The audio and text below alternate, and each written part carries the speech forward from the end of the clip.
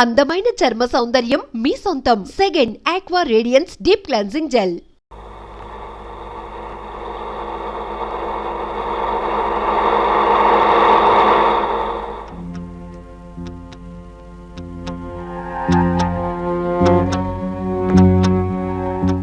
ఏంటి గురుగారు, పిల్లలంతా బాగున్నారా? అంతా బాగానే ఉన్నారయ్యా. ఏమిటి విశేషాలు? అని మామూలే. సరేనా? సరే. చూడండి, మీరు దెబ్బలు తింటాం నాకు ఇష్టం లేదు. ఎందుకంటే అసలు నేరస్తులు మీరు కాదు కనుక. అందుకే మీరు తీసుకెళ్తున్న సరుకులు ఎవరో చెబితే మిమ్మల్ని వదిలేస్తా. మర్యాదగా వాళ్ళు ఎవరో చెప్పండి. మీరు చెప్పరని నాకు తెలుసు, చెప్పకపోతే నేను వదలని మీకు తెలుసు. అందుకే 24 గంటలు టైం ఇస్తున్నా. మీరు గనక చెప్పకపోయారో జీవితంలో ఎప్పుడూ అనుభవించినటువంటి చిత్రహింసలు అనుభవిస్తారు. ఓకే, వీడు గతంలో అనేక సార్లు మన వ్యాపారం మీద దాడి చేసే సరుకును పట్టుకున్నా ఫోన్లే చూద్దామని ఊరుకున్నాం. ఇప్పుడు వీడే మనంతా చూసేటట్టున్నాడు. ఓకే, నువ్వు ఎలా ఆవేశపడితే ఆయాసం తప్ప ప్రయోజనం ఏమీ లేదు. అర్జెంటుగా నువ్వు సెటప్ ఆలోచించాలి. ఏముంది, వృత్తి మీద భక్తి ఉన్న వాళ్ళ బ్రతుకులు ఇలా అర్థంతరంగా ఆరిపోవలసింది. మర్డర్ చేయడంలో స్పెషలిస్టుల్ని పిలిపించి ఈ ఎస్పీని కీర్తిశేషుణ్ణి చేయాలి. ఒరేయ్, వాడు మామూలు మనిషి కాదు, జాగ్రత్త. రవి, బ్రతికే ఉన్న నిన్ను వాళ్ళు పోయినట్టు భావించి బాధపడుతుంటే, నీ సొంత తమ్ముడే నిన్ను పరాయవాడుగా ద్వేషిస్తుంటే నువ్వే వాళ్ళ రవిబాబుని ఎందుకు చెప్పవు?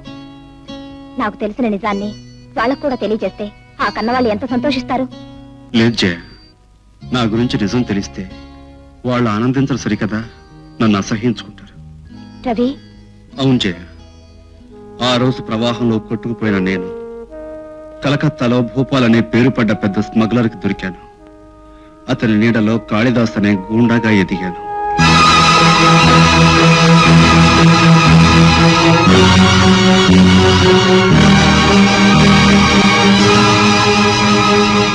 అలాంటి దారుణమైన జీవితం నుంచి, దుర్మార్గపు అడ్డదారి నుంచి బయటపడ్డాను. ఆ కసాయివాడైన కాళిదాసు చరిత్రకు నిప్పు పెట్టి రాజాగా కొత్త జీవితం ప్రారంభించాను. జయ, నేరస్తుల పాలటి సింహ స్వప్నంలా బ్రతికే మా నాన్నగారు తన కన్న కొడుకు ఒక నేరస్తులని తెలిస్తే తట్టుకోగలడా? అన్నయ్య అంటే అనురాగం, అభిమానం ఉన్న నా తమ్ముడు, చెల్లి, వాళ్ళ అన్నయ్య ఒక గూండాని తెలిస్తే సహించగలరా? దయ, కరుణ, మమతలకు మరో రూపమైన నా తల్లి తన కన్న కొడుకు ఒక గజదొంగని తెలిస్తే భరించగలదా? లేదు జయ, లేదు. వాళ్ళిప్పుడు రవి పోయినందుకే బాధపడుతున్నారు. నా గతం తెలిస్తే రవి ఎందుకు బతుకున్నాడా అని బాధపడతారు. అందుకే ఈ నిజం వాళ్ళకి తెలియటానికి వీల్లేదు. అయితే వాళ్ళకి దగ్గరగా ఉంటూ వాళ్ళ బాధను చూస్తూ వాళ్ళకి నిజం చెప్పలేక నీలో నువ్వు అనుక్షణం బాధపడే కంటే ఎక్కడికైనా దూరంగా వెళ్ళిపోవచ్చుగా. తల్లిదండ్రుల ప్రేమకు నోచుకొని నేను కనీసం వాళ్ళని కళ్ళతోనైనా చూసుకుని తృప్తి పడదామని కొంటున్నాను. పైగా ఎవరో దుర్మార్గులు వృత్తిని నమ్ముకున్న నా తండ్రిని చంపాలని ప్రయత్నిస్తున్నారు. ఆయనకి ఏ ప్రమాదం జరగకుండా నీడలాగా అనుక్షణం ఆయన కాపాడుకోవాలని కొంటున్నాను. జయ, నేను నిన్ను అడిగేది ఒకటే. ఏమిటి రాజా? నేను రవినన్న నిజం నీకు తప్ప మరెవరికి తెలియకూడదు. తప్పకుండా. నర్సిగా, ఏంటి గురు? చేపలాగా మందు కొట్టడానికి కాదురా ధర్మరాజు మనకు డబ్బిచ్చింది. ఆ ఎస్పీ గారిని ఇక్కడ రప్పించి చావు కొట్టడానికి. అయితే ఎస్పీకి ఫోన్ కొట్టినా గురు. చేయి. చూడు, ప్రమాదంలో ఉన్నాను, వచ్చి కాపాడండి అని నమ్మేటట్టు ఫోన్ చేయి. అలాగే గురు. ఫోన్ చేయాల్సింది ఎస్పీకి కాదురా, అంబులెన్స్ కోసం హాస్పిటల్కి. ఎందుకంటే కాసేపట్లో చావు దెబ్బలు తినే మిమ్మల్ని తీసుకువెళ్ళటానికి కావాలిగా. ఎవరో నువ్వు? నీ బాబుని బే. గురు చూసి కొట్టడం నేర్చుకోరా బేవకు.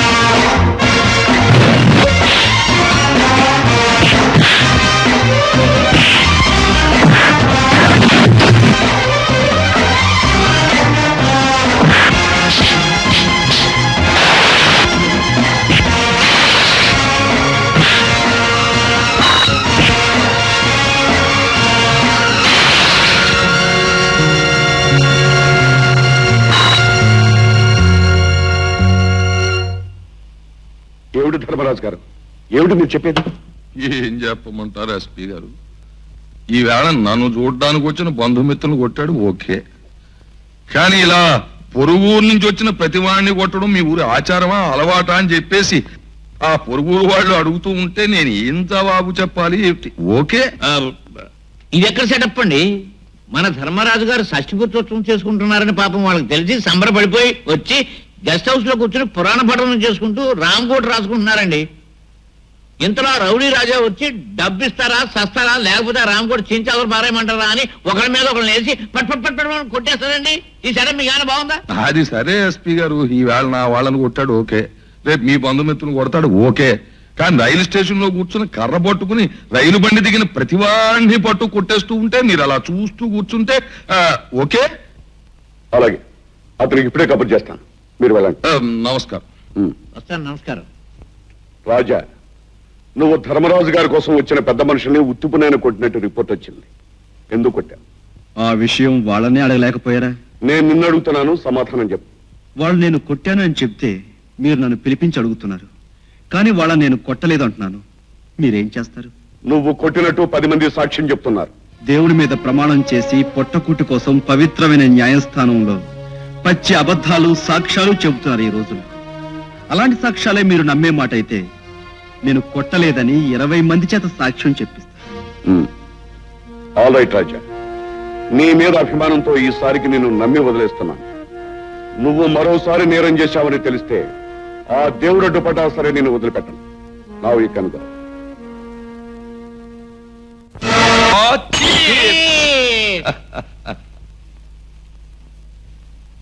ఆ ఎస్పీ గారిని ఆ రాజా మీద ఉసుగొలిపేసి మనం తప్పేసుకున్నాం. ఏదో ఒక రోజున ఏదో ఒక మిష మీద ఆ రాజా గారిని కొట్లో వేసేస్తాడు. కానీ ఆ రాజాగాడు అసాధ్యుడే.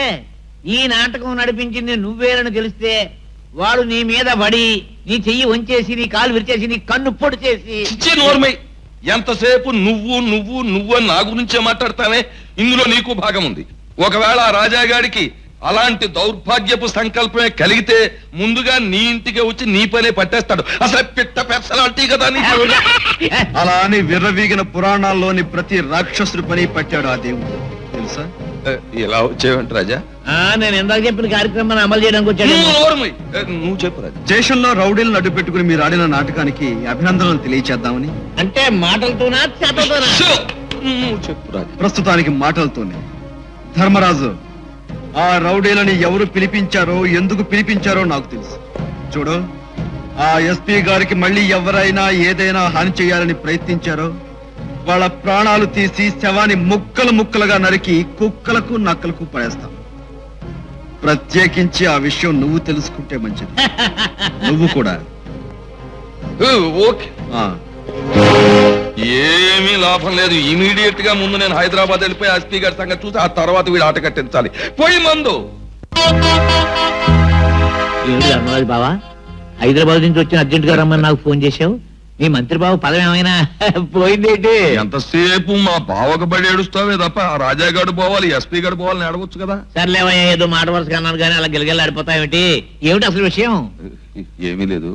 ఆ అసలు సిసలు డెకాయిటీ శేషుగాడు కోసం నేను అక్కడ అనుకోకుండా నాకు అదృష్టం ఎదురైంది. ఏమిటయ్యో? ఆ అదృష్టం పేరు కాశీరాం. కాశీరాం, ఇతనే కాశీరాం. బావా, గారిడి వాడు బొట్టులోంచి చెవల పిల్లని చేసినట్టు ఇతను ఎక్కడి నుంచి తీసుకొచ్చావయ్యా? ఈ కాశీరాం ఆ రాజాగాడి పాత జీవితానికి ప్రత్యక్ష సాక్షి. ఈ ఆల్బమ్ ఆ రాజాగాడి గత బ్రతుక్కి ఆగ్నేయాస్త్రం. ఈ ఆల్బమ్ మన చేతిలో ఉండగా ఆ రాజాగాడిని పామును పట్టి ఆడించినట్టు ఆడించవచ్చు. కావాలంటే నువ్వు చూడు ఈ ఆల్బమ్.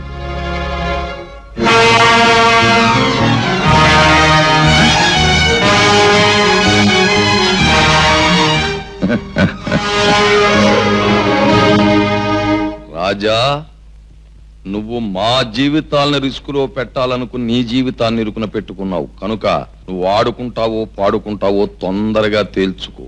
ఆ తర్వాత ఛాన్స్ ఉండదు.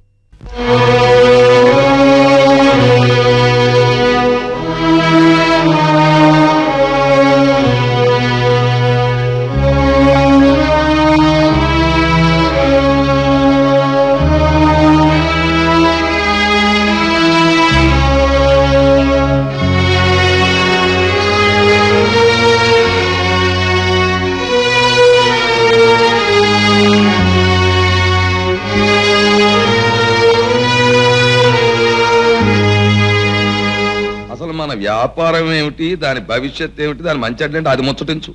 ఏముంది బావా, వీలైనంత వరకు ఆహార ధాన్యాలు దోచేసి దాచేసాం. ఓకే ప్రతి కొట్టు దగ్గర నో స్టాక్ అన్న బోర్డు పెట్టేసాం. ఓకే అయ్యగారు నాదో చిన్న డౌట్ అండి. అడుగు. సరుకంతా గోడల్లో దాచేశారు, బాగానే ఉందండి. పంది కుక్కులు ఎలకలు దూరు సరుకంతా బొక్కేస్తే ఇప్పుడు చెలరేగిన కరువు కాటకాలకి దోపిడీ దొంగతనాలకి అన్నింటికి కారణం ఆ కాళిదాసేనని చెప్పి ప్రజలు పత్రికలు నమ్మేస్తాయి. అప్పుడు పోలీసుల మీదకెళ్ళి ఏమిటి అరాచకం అని అడుగుతాం.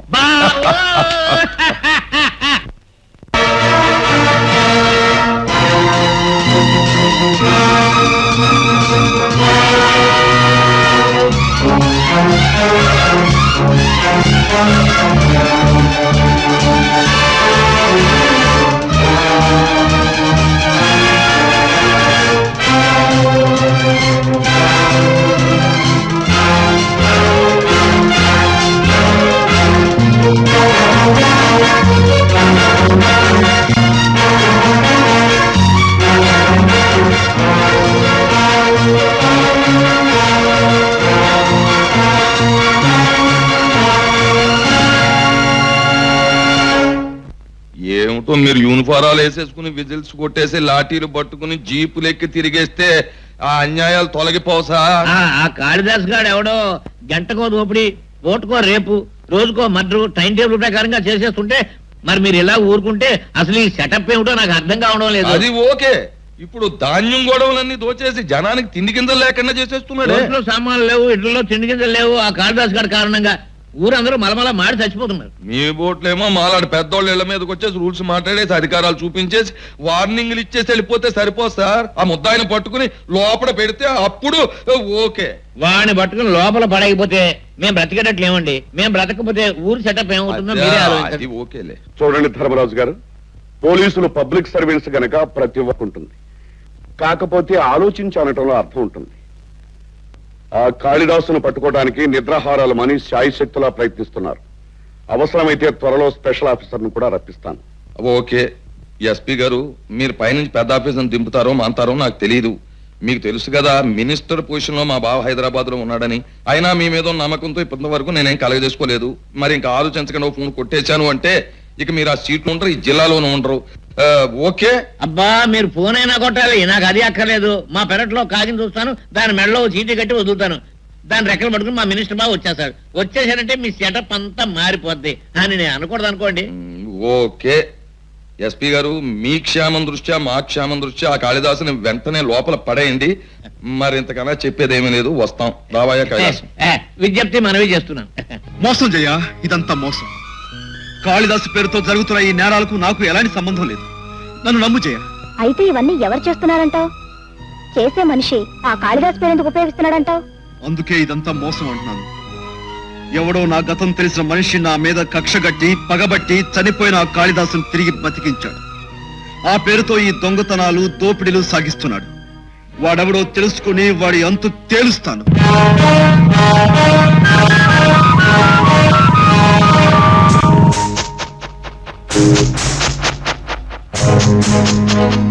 ఓ కాళిదాస్, నో సేర్ రాజా. మారిపోయిన నన్ను మళ్ళీ నేరస్తులుగా చిత్రీకరించడానికి ప్రయత్నించేది నువ్వేనన్నమాట. ఊరు మారినా పేరు మారినా గతం మనిషిని వదిలిపెట్టదు కాళిదాస్.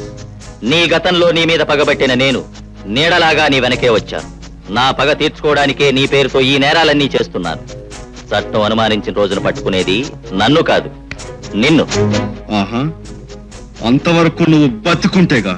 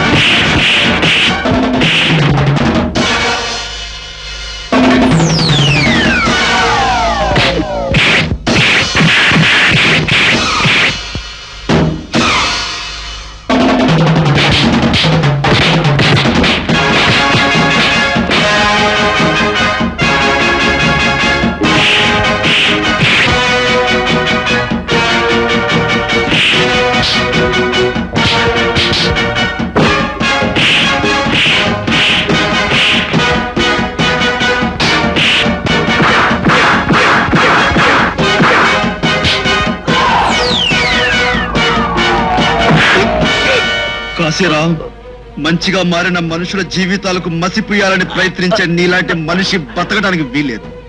నా జీవితంలో నేను చేసే ఆఖరి నేరం నిన్ను చంపడమే. కాళిదాస్, నన్ను చంపినా నీ గతం చావదు. నువ్వెవరో, నీ చరిత్ర ఏమిటో సాక్ష్యాధారాలతో సహా ధర్మరాజు దగ్గర భద్రపరిచొచ్చాను. ధర్మరాజు దగ్గర? అవును, రాజా అని పిలువబడే నువ్వు కలకత్తాలో పెద్ద గూండావని, నీ పేరు కాళిదాస్ అని రుజువు పరచడానికి ఈ ఆల్బమ్ ని కానుకగా ఇచ్చాడు కాశీరాం. ఇది నీ చేతికి రావాలి అంటే మేము చెప్పినట్టు చెయ్యాలి. ఓకే? నో, మీరెన్ని చెప్పినా నేను నేరం చెయ్యను. గతంలో ఎన్నో ఘోరాలు నేరాలు చేసిన వాడివి ఒక్క నేరం చేయడానికి ఎందుకింత బాధపడిపోతున్నావు? మేం చెప్పిన ఈ ఒక్క పని చేసావంటే ఆల్బమ్ నీకు ఇచ్చేస్తాం, కాశీరావును పంపేస్తాం. ఆ తర్వాత నీ ఇష్టం వచ్చినట్టు నువ్వు బ్రతకొచ్చు. ఇది సెటప్. నువ్వు కాదు అంటే ఆల్బమ్ పోలీసులకు అందజేయబడుతుంది. కలకత్తాలో గుండా కాళిదాసు నువ్వేనని, ప్రస్తుతం ఇక్కడ జరుగుతున్న అరాచకాలన్నింటికీ కారకుడు నువ్వేనని అందరూ అనుమానిస్తారు. అప్పుడు అక్కడ పోలీసులు, ఇక్కడ పోలీసులు, దేశం మీద అందరు పోలీసులు నీ మీద పడి నిన్ను పట్టుకుంటారు. ఆ తర్వాత కోర్టు, జైలు, ఊరి. ఓకే?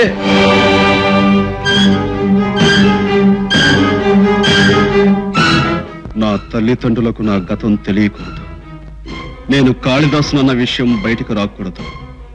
మరణించిన నా గతం బతకూడదు. ఆల్ రైట్, మీరు చెప్పిన ఈ ఒక్క పని చేస్తాను. ఆ తర్వాత మీరు అన్న మాట నిలబెట్టుకోలేకపోతే మరో నేరం చేస్తాను. ఏమిటది?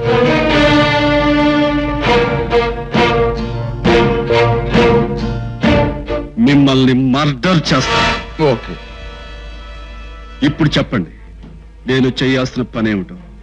దేశంలోకెల్లా అతి విలువైన మూన్ డైమండ్ ని మ్యూజియం లోంచి దొంగిలించి మాకు అప్పచెప్పాలి. ఓకే?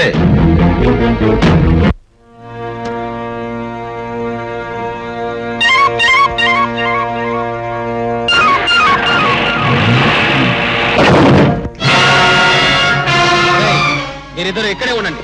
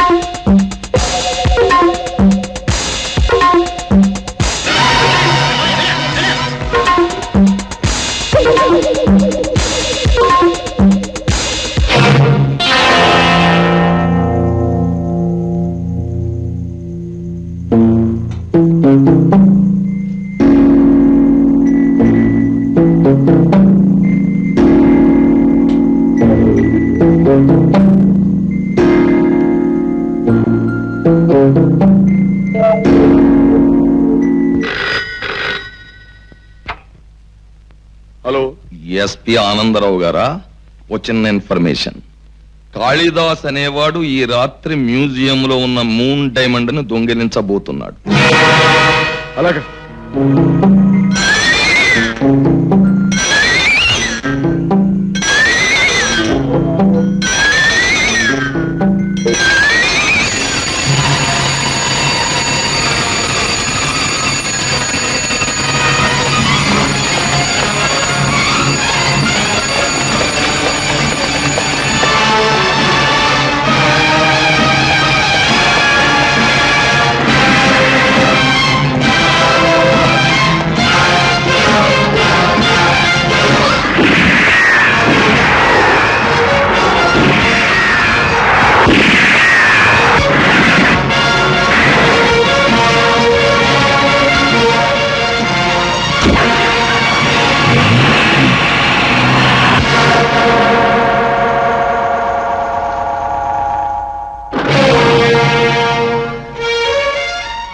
ప్రాణదాతవని అభిమానించాను, మంచి మనిషివని ఆదరించాను, నా పెద్ద కొడుకుగా భావించాను.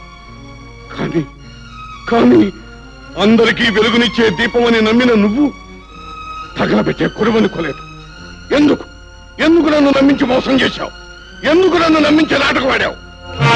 చెప్పరా చెప్పరా చెప్పు చెప్పు చెప్పరా చెప్పు చెప్పరా. ఏమిటమ్మా జయ నువ్వు చెప్పేది? రాజా నా కన్న కొడుక? అవునత్తయ్య, చిన్నప్పుడు నదిలో పడి కొట్టుకుపోయినా ఆ రవిబాబే ఈ రాజా.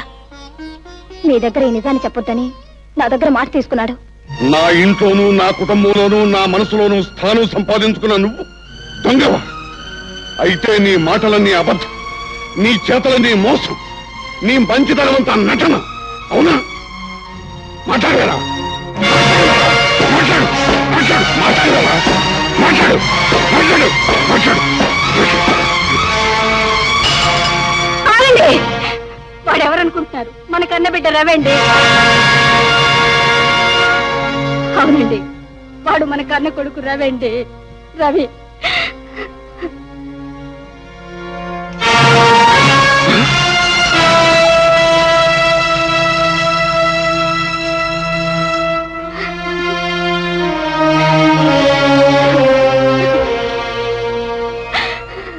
బాబు, ఇన్నాళ్ళు ఈ నిజాన్ని మా అందరికి ఎందుకు చెప్పలేదురా? నువ్వు లేవని కుళ్ళి కుళ్ళి ఏడ్చే ఈ అమ్మకి నిజాన్ని ఎందుకు చెప్పలేదురా అమ్మా? బాబు,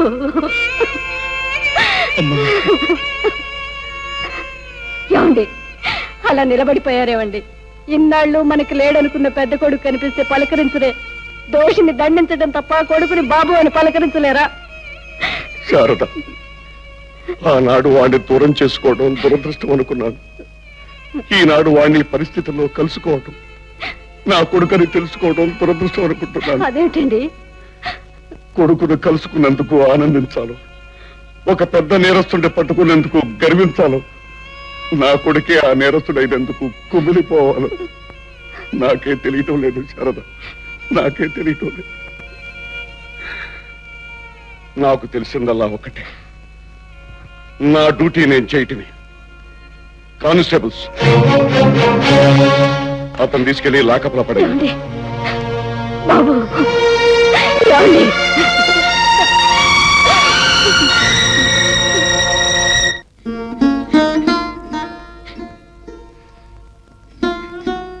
ఏమండి,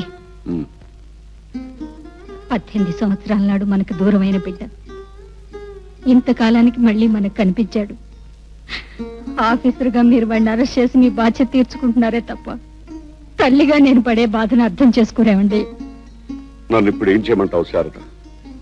వాడిని ఎలా అయినా విడిపించి ఇంటికి తీసుకురండి. శారద, అనుబంధం కంటే అనురాగం కంటే మనిషి నీతికి న్యాయానికే విలువివ్వాలి. నా కొడుకనే స్వార్థంతో వాడిని విడుదల చేస్తే నా వృత్తికే ద్రోహం చేసిన వాడిని అవుతాను. నా కొడుకే కాదు, నన్ను కన్న తండ్రి అయినా సరే నేరం చేస్తే శిక్షించడం నా బాధ్యత. వృత్తి ధర్మవదల్ని గొప్ప ఆఫీసర్ అన్న పేరు కావాలే తప్ప మన రక్తం పంచుకు పుట్టిన బిడ్డ ఏమైపోయినా పర్వాలేదు, అంతేకాదు కన్న కొడుకని తెలిసినా వదిలిపెట్టని ఆఫీసర్ అన్న పొగడ్తలే కావాలి మీకు. నా పేగు తెంచుకు పుట్టిన బిడ్డ ఏమైపోయినా పర్వాలేదు, అంతే కదండి. ఇన్నాళ్ళు వాళ్ళు లేనందుకు ఏడ్చాను, ఇవాళ మీరు వాడిని జైలు పాలు చేస్తున్నందుకు ఏడుస్తున్నాను. శారద, వాడు నీకే కాదు నాకు కొడుకే. ఆడదానివి గనక నీ బాధ బయటికి చెప్పుకోగలిగా, మరి నేనెవరితో చెప్పుకోను. నా మనసుకే మాటలుస్తే, నా బాధకే భాష తెలిస్తే అప్పుడు మీ అందరికీ అర్థమయ్యేది. రాయిలా కనిపించే ఈ పోలీస్ ఆఫీసర్ గుండెలో ఎంత మంట తగులుతోంది.